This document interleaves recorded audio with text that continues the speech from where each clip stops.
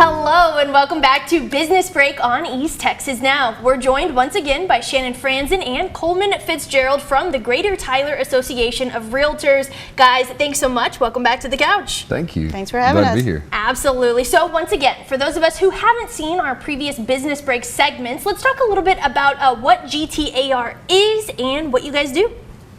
Yes, GTAR is our local realtor association. It is member-driven and member-led for all of the realtors here in the East Texas area. We cover 5 counties and have around 1,400 members.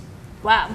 So we have already talked a lot about buying and selling more efficiently, but what about once we're actually living in our homes? How can we make that more efficient? Yeah, so our theme today is going to be basically housing sustainability, how to make our house eco-friendly. And there's a lot of different ways to do that, but what that means is the house is built and maintained and operated so that it leaves as little of a carbon footprint on the environment as possible. That makes a lot of sense. Let's get a little bit more specific with that. So let's start with something that is a big concern specifically here to us Texans. That's our energy efficiency. Yeah. What can homeowners do to improve our energy efficiency? There's actually a lot of things you can do with that, whether you're building a new house or you're making those adjustments on the fly to an existing house. But adding extra insulation, replacing windows, those old single pane aluminum frame windows. Proper roofing can even do it. You can get into lower output of faucets for water output. There's a million different ways to do it that we'll get into. Okay, and other than just maybe turning off the faucets, what can homeowners do to make sure that their homes are as water efficient specifically as possible? Yes, I mean there's certainly low flow shower heads and toilets and things like that, and even a lot of us in our house will have a bathroom you have to kind of jiggle the handle to get it to stop. Go ahead and fix that. It's running water all the time and costing you money. You can look into drought resistant landscaping outside that doesn't need as much water, so that's going to cut your bill and it's better for the environment. Wow. Okay, so it sounds like a lot of really tangible upgrades, things like windows, low flow faucets, and other things of that nature. So is there any sort of maybe financial aid, perhaps a tax incentive to help offset the cost of those upgrades? Yes. Yeah, there are always some tax incentives. You can go to energy.gov and get a list of those. And the thing about them, they're very specific. They could be a few $100s, they could be a few $1,000s, depending on the upgrades you do. But I always say proceed with caution on those. Read the fine print on the website, see what it is, number one. Work with a local contractor that understands what those are, and get multiple bids before you jump into one of those things thinking that you're going to get a big tax credit for it, because sometimes it looks maybe a little bit too good to be true.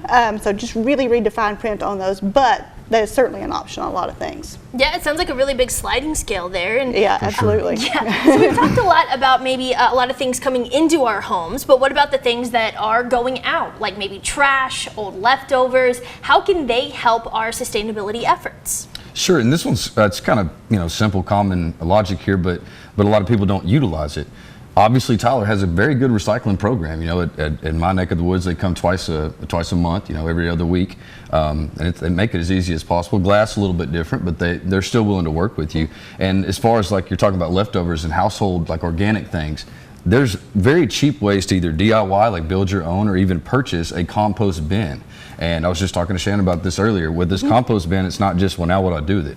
Now you don't have to pay for that topsoil dirt to plant your flowers or to, add some organic growth back into your plant. So you can actually turn a very negative trash into something that could be a treasure. Especially now being spring, it's definitely the month to start getting out in your garden once this rain passes us by here. Right. Okay, so it sounds like we've upgraded or renovated. We're recycling and composting. So what other sort of everyday routine things can we add to make sure that we're getting the most sustainable efforts out of being a homeowner? Well, you can always use those reusable water bottles instead of the creating more trash. Anything you can do to reduce the amount of trash that you would use. Reusable containers in your kid's lunchbox. Just really simple things like that can help a lot. Carpooling if you're going somewhere together. Trying to combine your errands into a trip, that saves you gas and that saves emissions as well. That brings up a really good point, though, about community. You know, we all aim to be as efficient as possible, but there is a whole lot that we have already listed that might be a little harder, cumbersome to keep up with ourselves. So is this something that we all have to do on our own, or can it be more of a community-based effort? It could definitely be community-based. Again, Tyler's very good about that. They're very good at having community-based things, and they have the park cleanup. They have the what was the other one we discussed earlier? They have the Great Tyler Cleanup. Yeah, the and they Great have Tyler Cleanup. Recycling Day. The Recycling Day, and the Park Service Day Days. is the other one. Every 2 years they do paint recycling. I mean, there's so many ways to get involved in this community and make a difference. Yeah, and it's not just that. I mean, there's churches, there's Boys and Girls Clubs. There's a lot of different, even like Texas A&M Foundation. There's a lot of different foundations in Tyler that have an opportunity to do that, to keep Tyler beautiful, as we say. Yeah, sounds like a lot of resources and opportunities that we can all take advantage of. Well, Shannon, Coleman, thank you both so much for joining us once again here on Business Break. We'll be right back.